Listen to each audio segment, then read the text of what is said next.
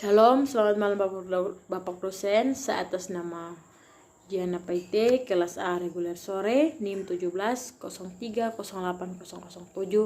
mata kuliah Sosiologi Terapan. Di sini saya akan mereview buku ke-9 yang berjudul Genre Kesehatan Teknologi Informasi, diedit oleh Ellen Balka.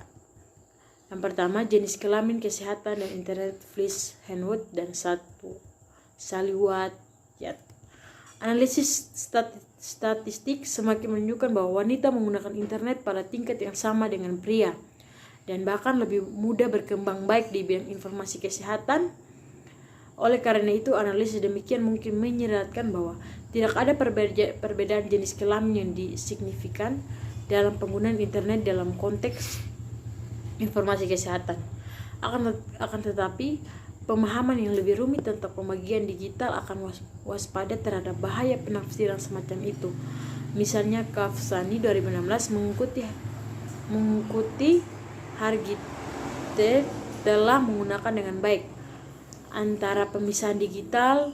Ketidaksetaraan di India berpendapat bahwa sedangkan yang pertama mengacu pada kesenjangan dalam struktur, akses, dan penggunaan teknologi informasi dan komunikasi. Yang kedua adalah konsep yang lebih luas, mencerminkan cara-cara di mana perbedaan sosial yang sudah lama ada membentuk keyakinan dan ekspektasi mengenai ICTS dan dampaknya terhadap peluang hidup. Petunjuk ini menunjukkan perlunya lebih banyak lokasi untuk memahami penggunaan internet daripada yang dapat ditawarkan oleh analisis statistik. Sehubungan dengan jenis kelamin, hal ini menyiratkan bahwa perpecahan dan ketimpangan yang sudah berlangsung lama dalam kesehatan, di rumah, dalam pekerjaan, dan dalam kaitannya dengan teknologi dapat berbentuk cara orang-orang menggunakan internet dan mengintegrasikannya ke dalam kehidupan sehari-hari mereka untuk terlibat dalam tugas-tugas tertentu dan mencapai tujuan spesifik. Bab ini berusaha untuk menjelaskan bagaimana genre dan internet diproduksi bersama dalam konteks spesifik dan bagaimana penggunaan internet untuk informasi kesehatan dan pengambilan keputusan dapat dipahami dalam konteks wacana pasien terinformasi. Yang berikutnya, kesehatan dan internet sebagai situs konstruksi gender. Kesehatan dan jenis kelamin dapat dipahami sebagai terkait erat atau bukan dibangun secara padat. Seperti yang dikomentari sebelumnya Balka, Green, Henwood, buku ini kesehatan wanita secara negatif dipengaruhi oleh perpecahan gender dalam pekerjaan, baik yang dibayar maupun yang tidak dibayar. Wanita bertanggung jawab besar untuk kesehatan orang lain, termasuk pria dan anak-anak, sementara mengabaikan kesejahteraan mereka sendiri. Daikin dan Daido 1995, sejalan dengan konsep tradisional tentang feminim, pria juga mengalami konsekuensi negatif dari perbedaan genre yang dibangun secara sosial. Sekali lagi, adat yang tampaknya diakibatkan oleh apa yang mungkin dianggap sebagai struktur gender. Misalnya, para pekerjaan yang mengalami risiko kesehatan yang berhubungan dengan pekerjaan pria golongan pekerja. Sedangkan perbedaan lain mungkin dipikirkan sehubungan dengan pembentukan identitas maskulin. Doyle, misalnya, telah berpendapat bahwa pengembangan dan pemeliharaan identitas pria heteroseksual biasanya menuntut pengambilan risiko yang sangat berbahaya bagi kesehatan. Doyle 2001, komentator lain menjelaskan bahwa fakta pria lebih cenderung terlibat dalam perilaku yang berisiko, termasuk praktek seks yang tidak aman, yang berkaitan dengan pengembangan identitas maskulin hegemoni. Sehubungan dengan pertemuan medis, genre kembali muncul sebagai faktor signifikan membentuk dan dibentuk oleh pertukaran yang terjadi antara pasien dan praktisi. Misalnya, pria menerima lebih sedikit waktu dokter dalam pertemuan medis daripada wanita dan diberi lebih sedikit penjelasan yang singkat, sederhana, maupun sederhana.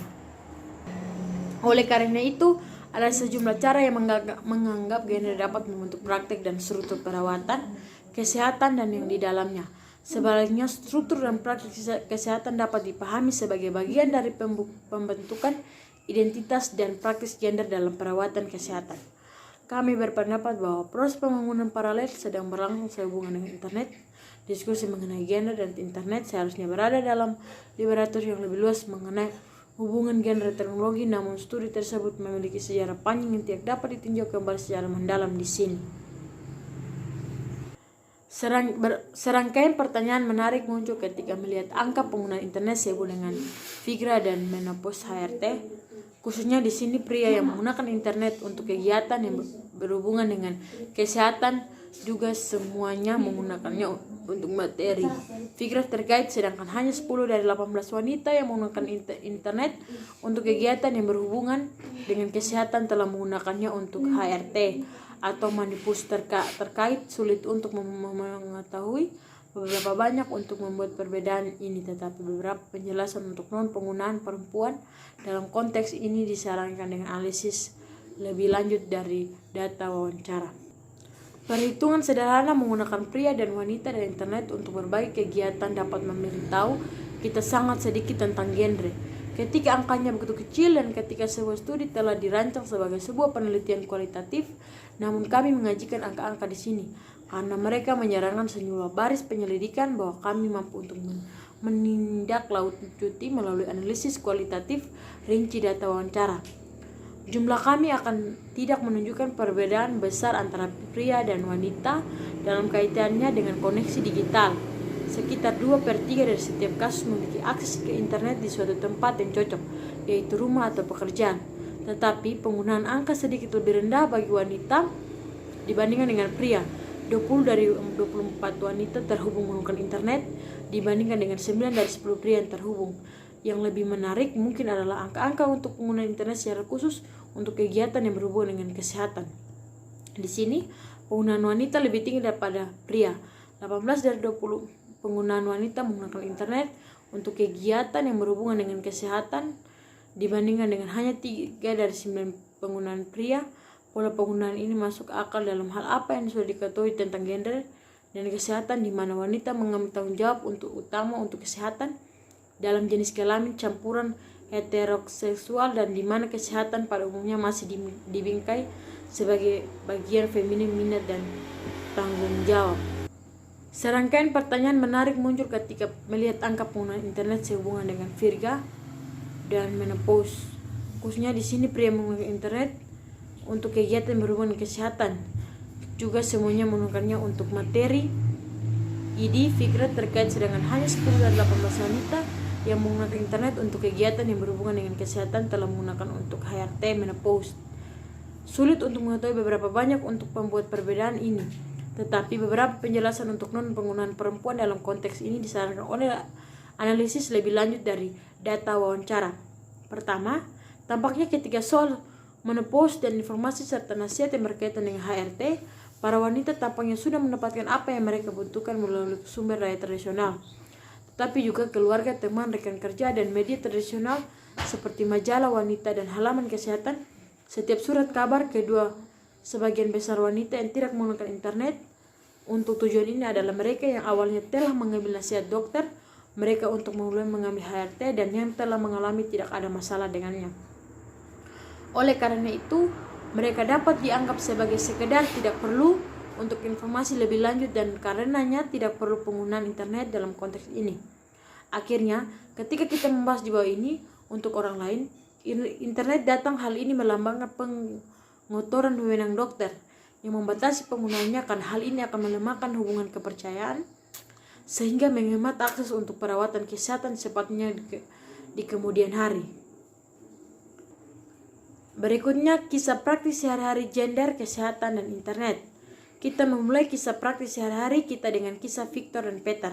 Kedua pria ini mengalami tuntunan koneksi yang diutarakan oleh konfigurasi tertentu dari internet dalam pembicaraan pasien yang terinformasi tetapi menanggapinya dengan cara yang sangat berbeda, yang kami telusuri dalam kaitannya dengan berhubungan mereka yang berbeda dengan kemaskulinan yang pada gilirnya dibentuk oleh konteks kesehatan spesifik mereka.